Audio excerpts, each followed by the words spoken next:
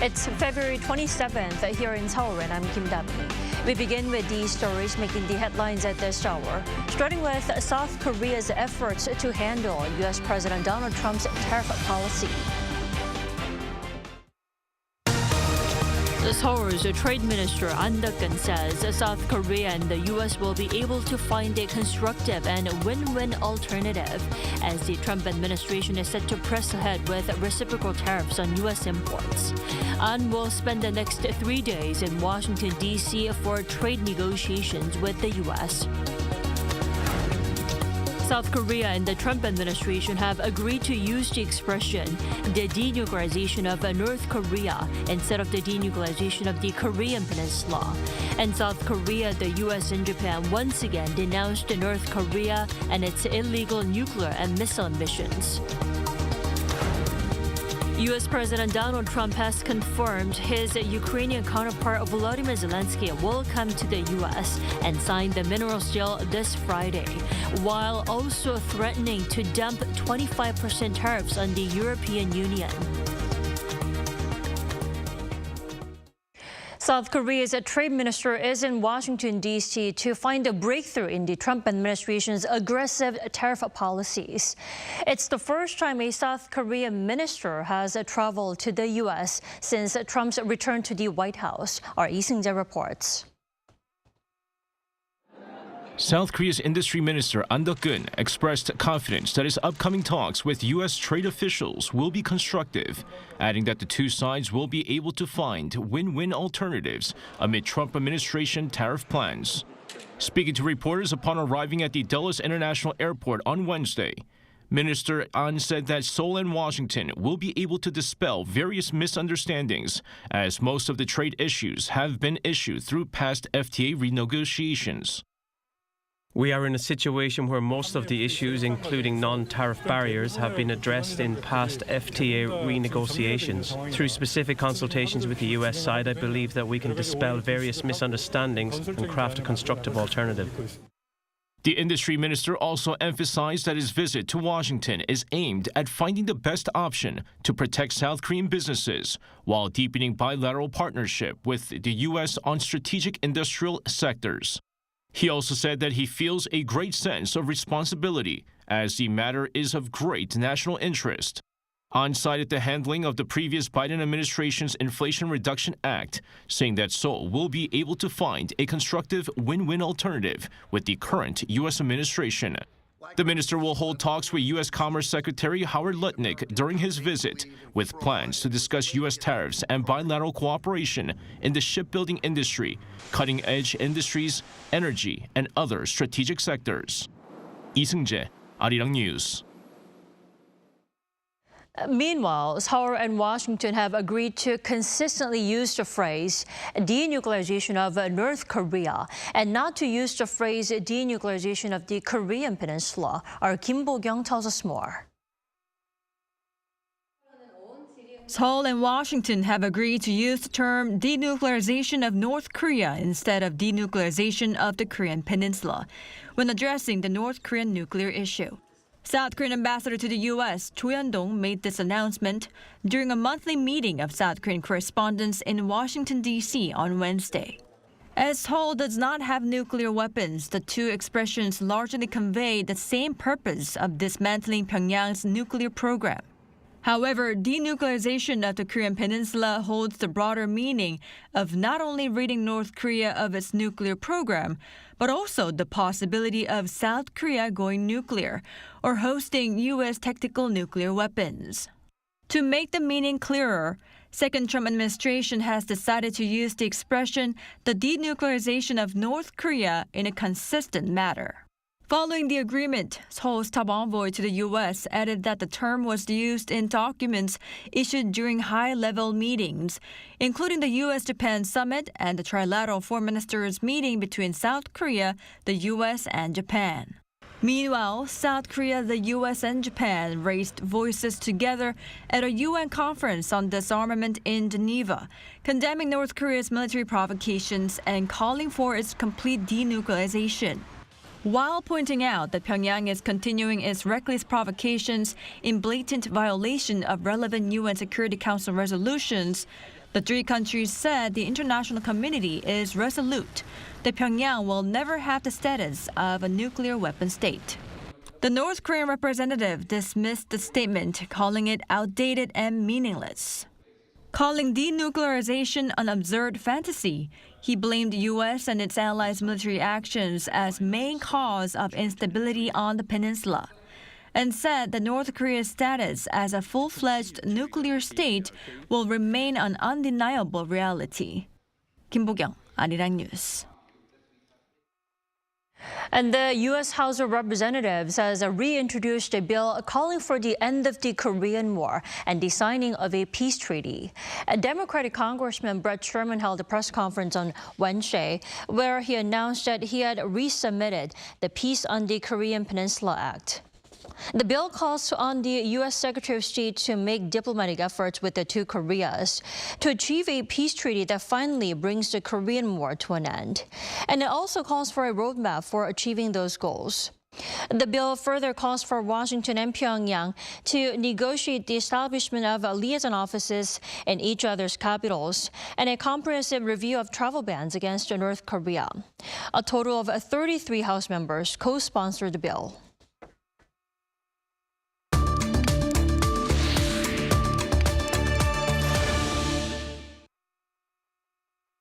A minerals deal between the U.S. and Ukraine is set to be inked this Friday, but without Washington's security guarantees, President Donald Trump says.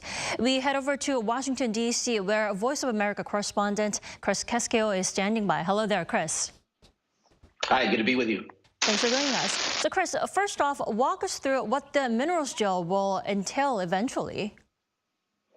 Right. U.S. President Donald Trump says that Ukrainian President Volodymyr Zelensky is expected at the White House on Friday to sign that critical minerals agreement.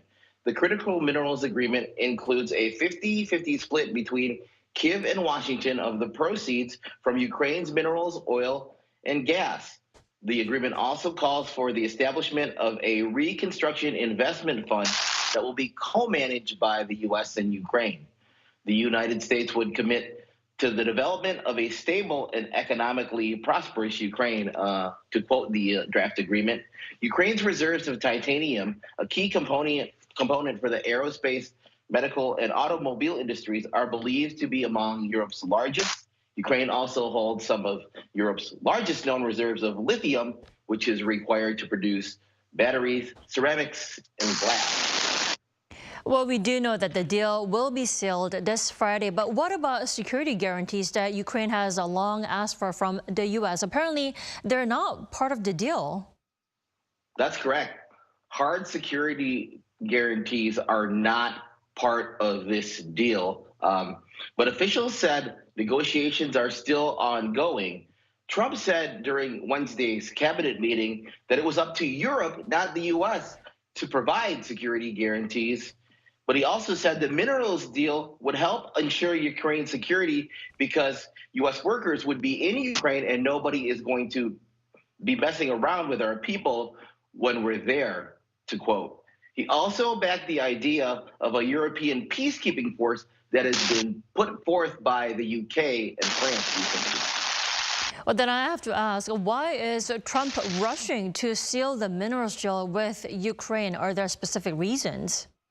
Yes, earlier this month, China announced sweeping export controls on targeting 5 metals across the defense, clean energy, and other industries. The move came just minutes after an additional 10% tariff on Chinese goods was announced by President Trump, and it went into effect earlier this month. China is the dominant global producer of rare earth, which are a subset of 17 critical minerals.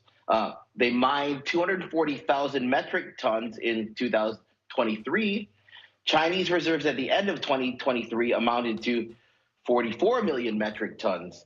By contrast, the United States, which is the second largest producer of rare earths, extracted 43,000 metric tons and had reserves of 1.8 million metric tons. So you can see that there's a wide gap, even though the two countries are the largest miners of these so-called rare earths. Well, that's not it. Just hours ago, Trump hinted at slapping a 25% tariff on imports from the European Union. Tell us more. Yeah, President Trump said he's decided to hit the European Union with 25% tariff, saying, quote, the EU was formed to screw the United States. Trump said, we have made a decision and we'll be announcing it very soon. He made these comments during that same cabinet meeting on Wednesday. He said the tariffs would apply to all things, but specifically mentioned car imports, saying they've really taken advantage of us. They don't accept our cars. They don't accept essentially our farm products, and we accept everything of them. Chris, before I let you go, we have to talk about this gold card that Trump introduced this week. Apparently, foreigners, including myself, can buy the right to live and work in the U.S. with not just $5 million US. Tell us more. Yeah, this is what Trump is proposing as a replacement for the EB-5 immigrant visa. EB-5s allow foreign immigrant investors to become permanent residents if they invest in projects that create or preserve U.S. jobs. But Trump has said that this is not going to be a requirement under this so-called gold card that he wants to sell. We are going to be putting a price on that card of about $5 million. He went on to say it's going to give new green card privileges, plus it's going to be a route to citizenship. And wealthy people would be coming into our country by buying this card. He said specifics of this plan will come out in 2 weeks. Congress created the EB-5 Immigrant Investor Program in 1990. It's administered by the U.S. Citizenship and Immigration Services. And incidentally, that's probably the last time that the U.S. Congress has passed any immigration laws. Under the last few administrations, immigration policy has been decided by the president, whether it's Obama, Trump, and Biden. Well, those cards will be available, like you said, in 2 weeks. So it'll be interesting how popular they will be, actually. Thank you, Chris, for the report today. Yeah, good to see you.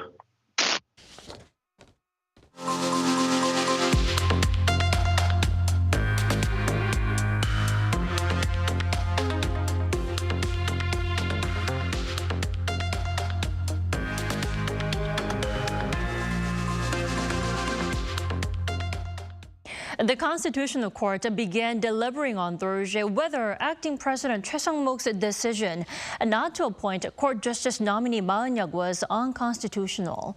A National Assembly Speaker Woo Won-sik filed the case against the acting president after Choi appointed 2 of 3 justice nominees selected by the National Assembly last December, but withheld Ma Eun-hyuk's appointment, citing the lack of bipartisan agreement. While the Speaker claimed this violated the National Assembly's constitutional authority, Choi's legal team says the decision was merely a postponement, not an omission. They have also challenged Woo's filing of the dispute case, which was done without a formal vote by Assembly members, arguing that the case should be dismissed on procedural grounds. Now, if the court does rule in favor of the National Assembly, Choi may be pressured to appoint Ma, potentially forming a 9-member bench for President Yoon Suk-yeol's impeachment ruling. And prosecutors demanded a 2-year prison term for opposition leader Lee Jae-myung during the final hearing of his appellate trial on Wednesday.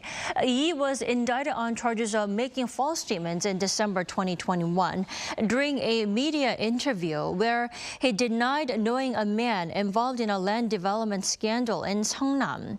He is also accused of having made false claims that there was a pressure from South Korea's land ministry to rezone a research institute site in the Baekhyun-dong area. Now, the court is expected to reach a verdict on March 26th. Both the birth rate and fertility rates here in South Korea have gone up for the first time in 9 years. More marriages during the post-pandemic years and supportive measures drove the rise. Our Lee Soo-jin reports. The number of births last year in South Korea rose for the first time in 9 years, marking a rare and encouraging shift in the nation's long-suffering demographic crisis. Data from Statistics Korea on Wednesday shows that there were 238,300 births in 2024, up 3.6% compared to the previous year. This marks the first time since 2015 that the number of births in Korea saw an on-year increase. And the nation's total fertility rate, the average number of children a woman is expected to have in her lifetime, also rose for the first time in 9 years to 0.75 after it fell to its lowest annual figure of 0.72 in 2023. This shift is driven by the post-COVID-19 rise in marriages and an increase in the population of women in their 30s. A survey also shows that compared to 2 years ago, attitudes toward childbirth and parenting have become somewhat more positive. The official also said that as the number of marriages last year came to 222,422, the highest recorded since 2019, the number of births may continue to see an upward tick this year. The positive shift comes as the government implemented various policies last year, such as extending the duration of parental leave. Yoo Hae-mi, Senior Presidential Secretary for Low Birth Rate Response, said on Wednesday that the government will address policy gaps in childcare and housing while supporting families with multiple children to sustain the increase. And the number of births for just a month of December also rose 11.6% compared to the previous year. But despite the turnaround in the total fertility rate, it remains low by international standards, as South Korea is currently the only country with a fertility rate below 1, signaling a continued need for targeted efforts to boost population growth. The country saw a natural population decline for the 5th straight year, as the number of deaths once again outnumbered the number of births. 이수진, Arirang News. Korean calligraphy, the art of writing Hangul, has recently been designated as a national heritage. And efforts to acknowledge and spread the art of Hangul's Seoye continue. Our An Sung-jin tells us more. A delicate brushstroke lands on the paper. These single strokes come together to create characters from the Korean alphabet Hangul. This is known as Hangul Seoye, or Hangul calligraphy. 94-year-old Chung Joo-hwan has dedicated more than 60 years of his life to practicing calligraphy and is one of the first to practice the art form. Hangul was easy to learn and memorize. It's also very scientifically made. Look at the beauty of these characters. Calligraphy in Korea has used both Hanja, which are Chinese characters, and the Korean alphabet Hangul. But last month, Hangul Seoye was designated as a national intangible cultural heritage, recognizing its unique writing style using Korea's own alphabet, as well as its unique font and brushwork. Chung runs his own academy where he passes on his knowledge of calligraphy. I like letters, but I also started learning calligraphy to control my mind more peacefully and cultivate a sense of virtue, which I think has been helping. An old saying says that Seoye helps grow patience and train one's mind. Not only does this show the beauty of the written characters, but it also helps develop one's own character. And calligrapher Lee Jae-myung feels Hangul is a better medium to convey meaningful messages. The reason why I like Hangul Seoye is because I can convey emotions through characters that really represent our sound, since it is the Korean alphabet. That's why moving forward, I want to try everything I can using Hangul Seoye and find what I really can accomplish. The Korea Heritage Service said it will provide support for scholarly studies and initiatives aimed at promoting the transmission of cultural heritage. Seoye is an age-old tradition, and with efforts like these to promote it further, this calligraphy could play a key role in sharing not only the Korean writing system, but also its culture. An Sung-jin, Arirang News.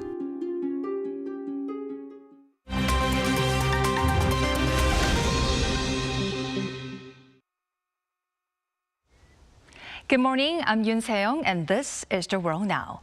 The Palestinian militant group Hamas has handed over the bodies of 4 Israeli hostages to the Red Cross early on Thursday, just days before the first phase of the truce comes to an end. In return, Israel has also begun to release Palestinian prisoners from Ofra prison in the occupied West Bank. Israel has agreed to release 602 Palestinian prisoners, a move that was initially planned for last weekend but later postponed. Under the truce agreement that began on February 19th, Hamas released 6 hostages on this past Saturday. However, Israel delayed the prisoner release due to what it described as the mistreatment and humiliation of the freed hostages during the handover process. Through mediators, both sides have now agreed to proceed with the remaining prisoner and hostage exchanges. According to the office of Israeli Prime Minister Benjamin Netanyahu, the upcoming transfer will take place without any special ceremonies. At least 18 people have been killed and 23 others injured after a double-decker tour bus overturned in eastern Thailand. The crash occurred early Wednesday local time after the bus lost control due to a brake failure and plunged down the slope. A total of 49 adults were on board traveling as part of an educational tour. Thai Prime Minister Paetongtarn Sihanout extended her sympathies to the victims' families and stated that an investigation was underway. Thailand's Ministry of Transport has also announced that it will work with police to investigate the incident and strengthen inspections to guarantee that all public transportation vehicles meet safety standards. Turning to the United States, amid a growing measles outbreak, Texas has reported its first child fatality from the disease. This marks the first measles-related death in the U.S. in nearly a decade, with the last case occurring in Washington state in 2015. According to the Texas Department of Health on Tuesday, the number of reported measles cases in West Texas has risen to 124, an increase of more than 30 cases since late last week. The highest infection rates have been observed among children aged 5 to 17. So far, a total of 18 people have been hospitalized due to the outbreak, and all of them were unvaccinated. Actress Michelle Trachtenberg, best known for her roles in Gossip Girl and other hit TV dramas, has died at the age of 39. She was found dead in her New York apartment on Wednesday morning local time. The exact cause of death remains under investigation. According to police, no signs of foul play were detected, but Trachtenberg had recently undergone a liver transplant and may have suffered complications. Born in New York in 1985, Trachtenberg began her career as a child actress and later gained widespread recognition for her roles in Buffy the Vampire Slayer and Gossip Girl.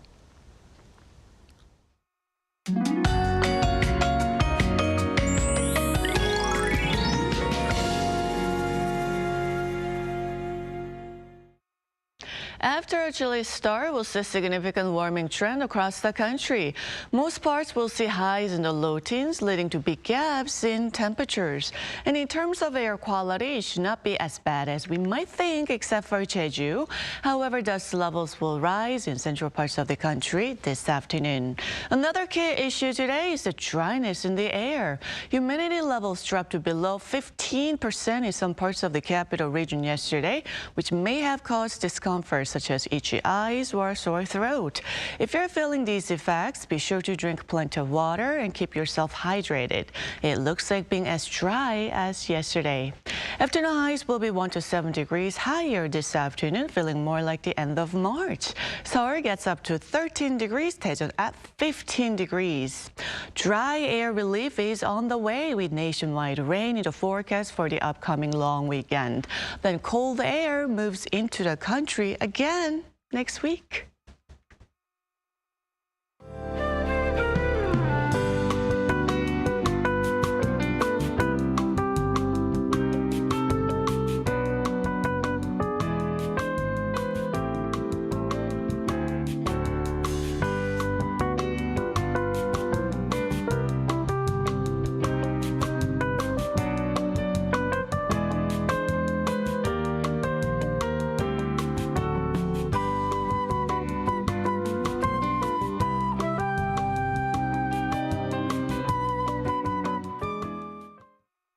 We thank you so much for staying with us this morning. Arirang News will be back at 5 p.m. Korea time. Until then, goodbye.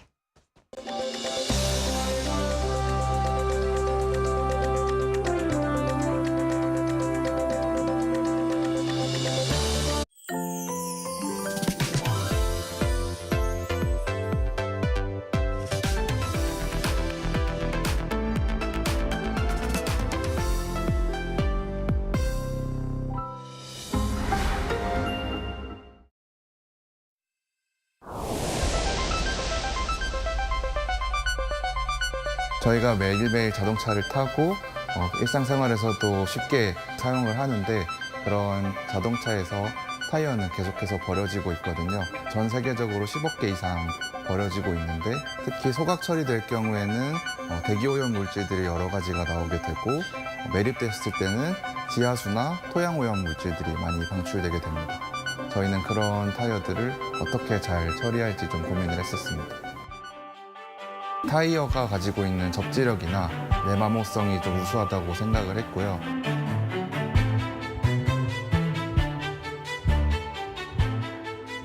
저희는 타이어 하나로 신발을 3.5켤레 정도를 만들 수가 있어요.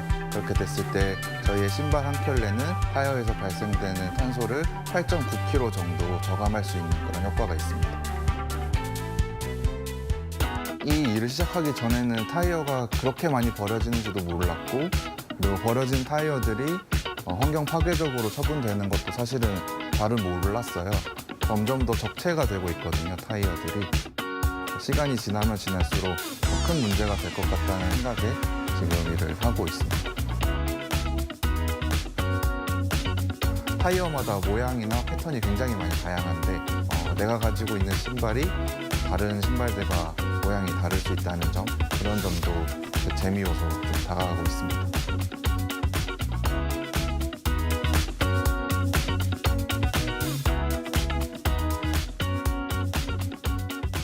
저희도 그런 계기를 보다 많은 분들께 하나 더 제공해 주고자 매일매일 신는 신발을 만들겠다고 한 것도 있어요. 조금 더 주변을 살펴보면은 나 스스로도 조금 더 환경 보호에 참여할 수 있는 일이나 물건들이 더 있지 않을까, 그렇게 찾아보시면 어떨까 싶습니다. 나는 다시 달릴 수 있게 만드는 그리너입니다.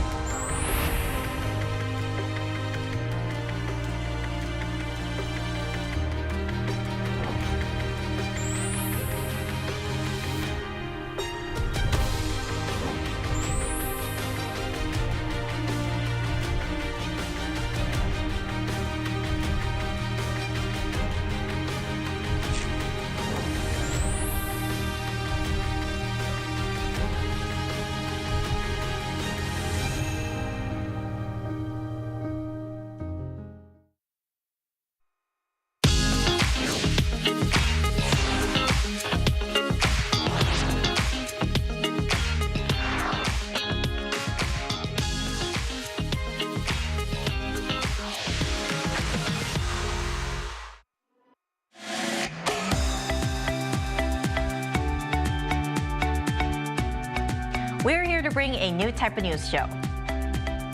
New insights, new styles, and new topics every day. We are News Generation. Bring news just for you. It's Thursday, February 27th here in Seoul. I'm Song Yujin, and welcome to News Generation. Joining us today is Cheska Dainho. Happy Thursday, everyone! Happy Thursday! And Park Yoo. Thank you for having me again. Welcome back. Now, both are here to speak on behalf of those in their 20s and 30s. As usual, we're going to begin with our keyword news. Our keyword for this Thursday is birth rate. Now, for years, South Korea has held the unwanted title of having the world's lowest birth rate, but now it appears that we're finally seeing a glimmer of hope.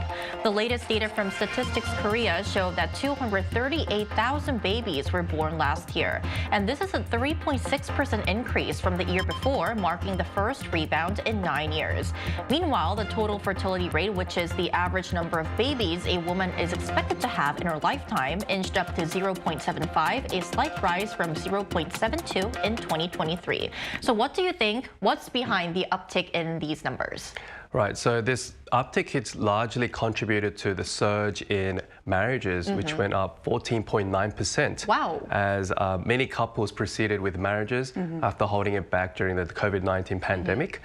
Despite this slight uptick, hopeful uptick, the fertility rate still remains the lowest globally and significantly below the threshold of 2.1, which is required for population stability. Right. And despite the South Korean government implementing new measures to tackle these demographic challenges, it still remains to be seen whether this will be like a long-term trend or not, because experts are saying it's a very like a short-term kind of just uptick for now. Yeah. Right, so we'll definitely have to see further numbers by Statistics Korea. But just I mean, low birth rate has been a very familiar topic. Yes, we've discussed it very frequently together. I think we discussed it like a few weeks ago. But what do you think? Do you see this as a positive sign? Do you think this uptick will stay and continue, or do you think this is something temporary? You know, I definitely think the people who are writing the article are very excited because it is a positive trend. Right, in almost a decade. In almost a decade, right? And it's interesting to see the influx. And as Kyun mentioned, I think the COVID-19 played a huge role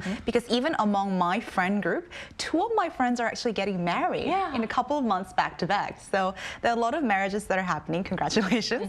But the article also pointed out the fact that we have actually less population in the 20s demographics who will become the 30s and the new parents. So I think we will have to be a little bit more cautious and conservative in seeing how the numbers change.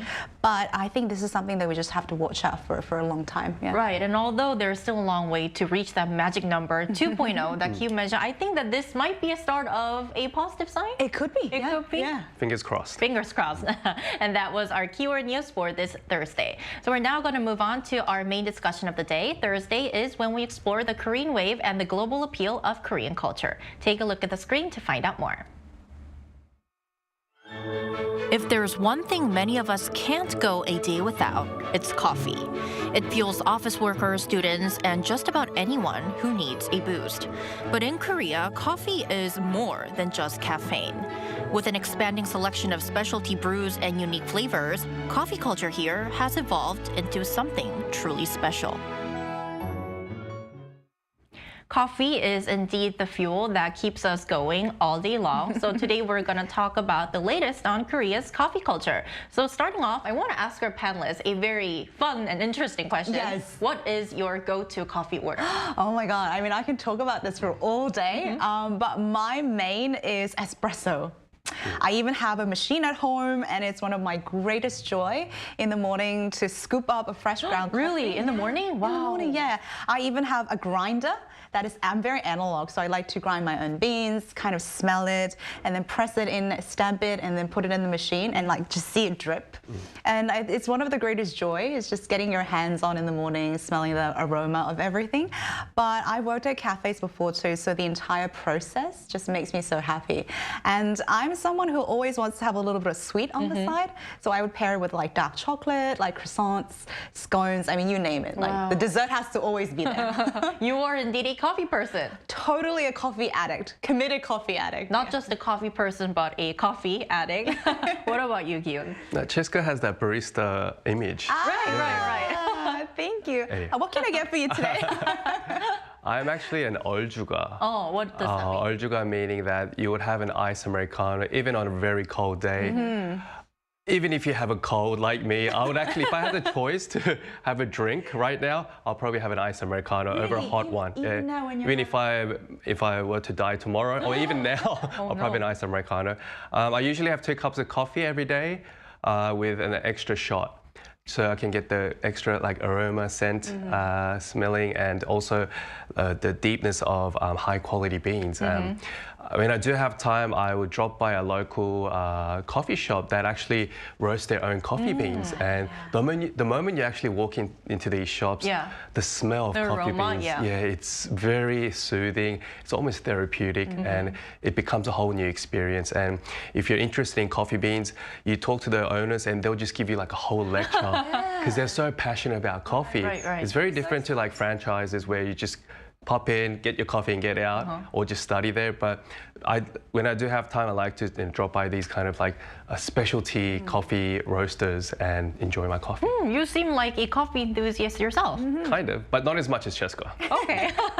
Right, so in recent years, like Cheska and Kyun, a lot of Koreans are now consuming coffee, and Korea has been getting global attention for its love for this drink, with people consuming way more cups per year than the global average. So Cheska, could you walk us through some of this relevant data? Yeah, absolutely. So in Korea, we have a saying called 커피 수혈. Literally means caffeine transfusion to keep the engine running throughout the day. So Koreans, myself included, love, and I would perhaps say are bordering on like commitment versus addiction to caffeine. So according to the Euromonitor, the International Market Research Organization, in 2023, annual consumption of coffee per person in Korea far surpassed that of global average. So if you look at the screen, Koreans average 405 cups. Now, if we do the calculation, that's more than 1 cup every single day for a year. And that's almost 3 times more than the global average. Now, in fact, coffee import has also increased to about 220,000 tons, which is 5% more than the previous year. And given that we are already importing so much coffee already, we're seeing more increase year by year, which is kind of surprising. Right, and I think that many of our viewers will relate, but it's quite hard to imagine life without coffee now. Yeah, it's almost a staple. It's like there are some people who say, I don't have to eat, but I need my coffee. And if I can quote Thomas Jefferson, he said that, what did he say? Yeah, coffee is the favorite beverage in the civilized world. Oh, so it was popular even back in back in the days the Thomas Jefferson era. Okay. Right, and this passion for coffee is also reflected in the number of big coffee brands and franchises across the country, right, Kyun? Of course, Starbucks. We cannot talk about Starbucks, you know, in Korea. As of last month, there were a total of 2,009 Starbucks locations in South Korea, making it the 3rd country with the most Starbucks locations after the United States and China. In terms of stores per capita, Korea actually surpasses China. And you can even find Starbucks in rural areas, in small villages, or even in like Jeju-do Island, and even in airports in Korea. And on KakaoTalk's gift-giving platform, Starbucks ranks the 2nd most popular brand, with 3 out of top 5 most gifted vouchers being Starbucks gift certificates. And according to Starbucks, the most popular drink in Korea is Americano, of course. And 4 out of the top 5 best-selling beverages are coffee-based. And no wonder there was a term called 스세권 in terms of the real estate industry, where people had to have, they had to make sure there was Starbucks within a walking distance from your place, because there was so that's how popular Starbucks is. Especially here in Seoul, you'll see Starbucks in every corner. Literally, though. Literally every corner, and they each have their own different kind of interior as well. And I think people appreciate that. And on top of that, they have their own goods. Yeah. The special mugs, the edition, the mugs, the tumblers. Ladies love it. Also men as well.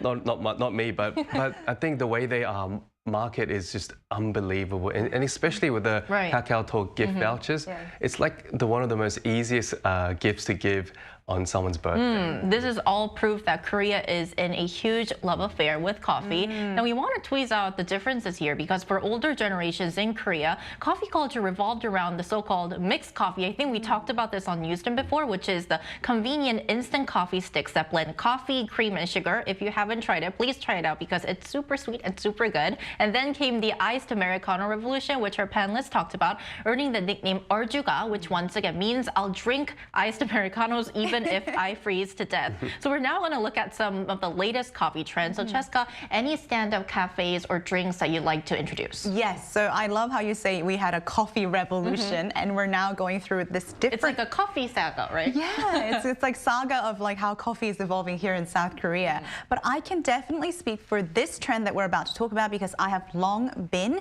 the MZ who have enjoyed it. It's espresso bar. So I've been to a few here in Seoul and there actually weren't that many when I started going about 3 years ago. Now I actually see a lot more, and the venue, usually you can tell by it being very small and very unique, and they have standing bars. Now this comes from the Italian way of drinking, where Italians would just pop in these espresso bars and take a shot of espresso during the day to get their caffeine going. But in Korea, they have some really lovely, like quaint sitting cafes where you can do like multiple shots of espresso, like shot cups, and you can take a picture. So I've done a few myself, and honestly, I think I take on average 4 to 5 espresso shots like each week because I definitely love going to these places. I mean, espresso bars, I think they're relatively new when it comes to talking about Korea's coffee culture. So are they like spread across all the country, Cheska, or are there any like spots or areas that you'd like to recommend? Oh, so this is the trend that I've noticed recently. Back 3 years ago when I just started frequenting or searching these espresso bars, they would be very dispersed and like located in these like special hideout spots that you would have to go just for the espresso bar. Nowadays, they're more in the populated area, like Seongsu-dong, which we talked about is one of the hot places, Hongdae. Like you can still see a lot of cool espresso bars in Gangnam area too. Yeah. Well, you heard it, guys. Espresso bars in Korea. And Kyun, I heard that there are also some very unique fresh recipes that young people are coming up. Right, so among MZ generations, mixing coffee with other beverages has become a new popular trend these days. One example is ashachu. Have you heard of that? Yes. Yeah, it's a mix of espresso with iced tea. Yeah, very unique combination. Which was initially considered as like a bizarre mix, but now it's become so viral and mainstream that almost every cafe actually offers it in their menu. Right. And another trend gaining attention in Korea is a recipe that mixes banana milk with coffee. Oh, wonder what that tastes like. Because they sell banana milks in convenience stores. I'm pretty sure many of our viewers actually know what it is. And it became like actually trending abroad, and they came back to Korea.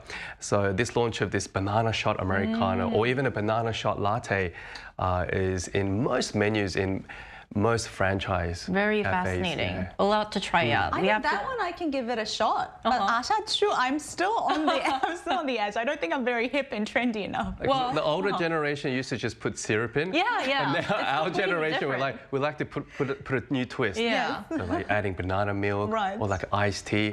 It sounds pretty sweet, but I'm not that type who enjoys coffee in a sweeter sense. We are indeed giving a big shot to a change in our coffee culture. So to compare Korea's coffee culture with other countries, we're now going to invite a young person from Italy, a nation known for its rich coffee heritage and traditions. After a short break, stay with us.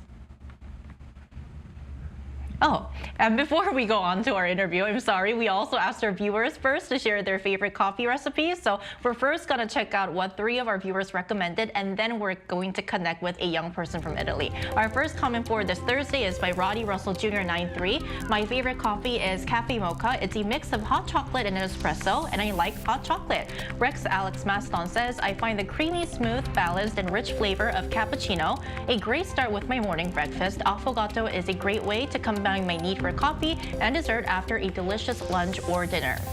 Our final comment for this Thursday is by Pak Daeon 85. My favorite is, the classic Americano. It's essential for me in the morning before I go to work. Right, morning without coffee is definitely like sleep. So right now, after the break, we're gonna connect with a young content creator from Italy to share insights about Italy's coffee culture.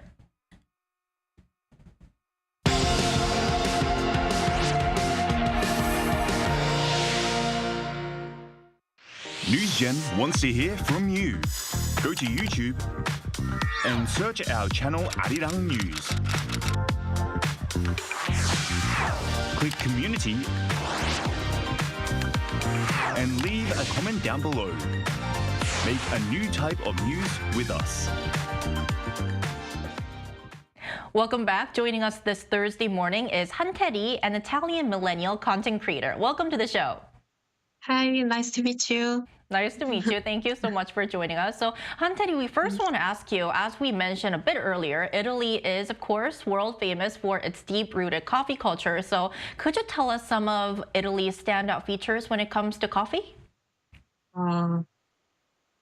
Coffee is the most important part of our life, I might say. It's part of our daily life, and it's not just a drink. So for us, it's tradition, it's about simplicity, and it's about speed. So for us, coffee must be traditional and must be drunk really fast.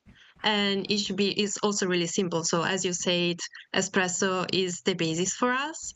And we also have the bar culture, the espresso bar culture, but for us, just the bar. So bar in Italian means coffee shop.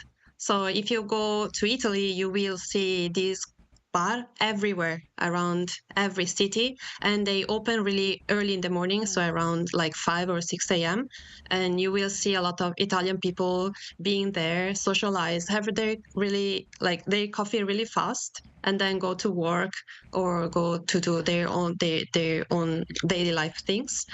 And another thing that I might say it's really strict in Italy is that we have our coffee etiquette. So if you're in Italy, you should never have cappuccino after lunch.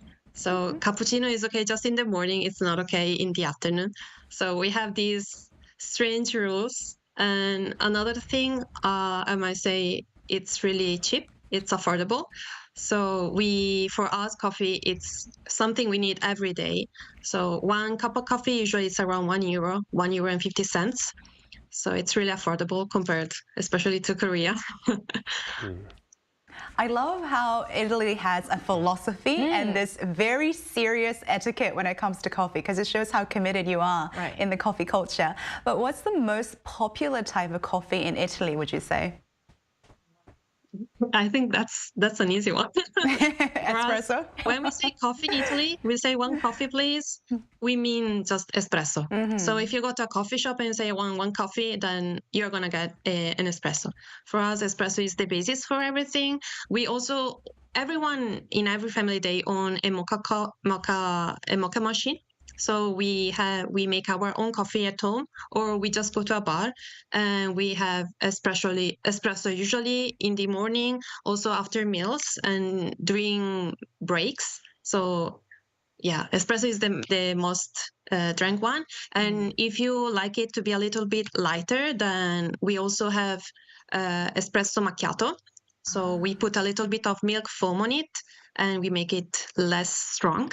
And I actually prefer to have espresso macchiato. So usually girls, they prefer to have espresso macchiato compared to espresso. And espresso is more of a strong man thing. And another one, as I say, we also have cappuccino a lot in the morning. So espresso is the first one, and then the second one is going to be a cappuccino, but just in the morning. Got it. Maybe I should change to having espressos from now on instead of ice americano, like a real man, like a real strong man. Okay. Lastly, how do you think Italy's coffee culture compares with that of the Korean coffee culture? What are some similarities, if there are any, or differences that stand out to you? Well, I might say I've been living in Korea for the past 10 years, and it was a bit difficult for me at the beginning because in Korea you have so many different kind of coffees, and I was not used to that. Like for me, as I said, when I go to a coffee shop, then it's going to be just one coffee, please, and it's just one option usually, or 3 options. But in Korea, you have so many options that I think that's one of the main differences between our two countries. We tend to be more traditional.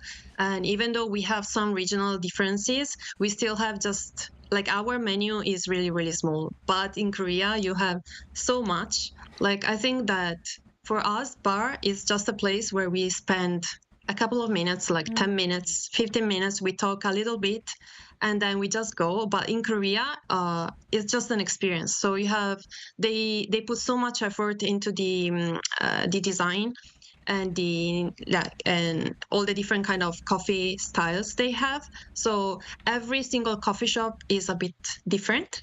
So it's really fun to go here and there. Whereas in Italy, you will find the same coffee in every single coffee shop. So I think that's one of the main differences. And also the fast, like we just, as I say, we don't spend that much time. But in Korea, they spend a lot of time in coffee shops especially like to study or work or just meet friends for hours. And that was really interesting at first when I came. And another, I think, that's the main difference, I think. And something that is similar, I think, coffee is a big part for us, and coffee is a big part for Koreans too. So we cannot live without coffee, actually. And I think that's the most similar part for both for our countries. Couldn't agree with you more. All right, Hanteri, an Italian millennial content creator, thanks so much for your time today. Thank you. Thank you so much. Thank you. Right, so as we wrap up our show today, we're going to get some coffee recommendations from our panelists because a good day can start with a great cup of coffee, I think. Oh, yes. And a good day can even become better with a great coffee. It can be the best day. Best day, I like that, yeah. So please give your go-to coffee recommendations, or also could you please share your unique coffee recipe? Oh, okay. Just like our interviewer said, I'm definitely an espresso girl. I'm a strong girl. So I would love to do an espresso to get that kickstart. But there's one recipe that I've actually tried, which I quite like, and people can try it. It's very easy. You get a shaker, you get an espresso shot, pour a little bit of oat or soy milk, and then put ice, and then put a little bit of cinnamon powder. Wow. And then just shake it. Just shake everything. Like cocktail? Yeah, literally like cocktail. Get a pretty like glass and then pour it out. And then you get this really nice foam and like a rich cinnamon hint in this kind of iced latte. So I would definitely recommend that you try this. Yeah. That sounds like a delicacy. Yeah, it is. Then what about you, Gia? What do you suggest? Unfortunately, I don't have my own recipe because I like everything simple. But if I do have time and I'm at home, I usually make my own coffee, whether it's not, I don't have a grinder myself, but I'll have like drip coffee or just coffee I can just mix with water, hot water, and just all you need is like just ice cubes to have your own coffee. And I noticed that recently coffee prices have been going up slightly. Right. That's true. So it has become very costly, almost as expensive as a meal. So if you do have time at home, why not make a cup of coffee at home instead of just going outside, spending too much money. 'Cause right now, we're going through a tough time And also economically. coffee making is really an experience. It is as you well. just get that time with yourself Right. to go through that entire process, and then at the end of it, you get a nice coffee, sit with it, maybe read or think a little bit. Yeah. Absolutely. So hope our discussion today helps you find your cup of joy. And that's all for this Thursday's episode of News Generation, but we will be back tomorrow at 10:30 a.m. Korea time. Special thanks to Cheska Dainha. Pleasure's always mine. Thank you. Thank you. And Park Ki-yoon. Always a pleasure. Thank you. And thank you everyone for watching, and see you on Friday. We are News Generation.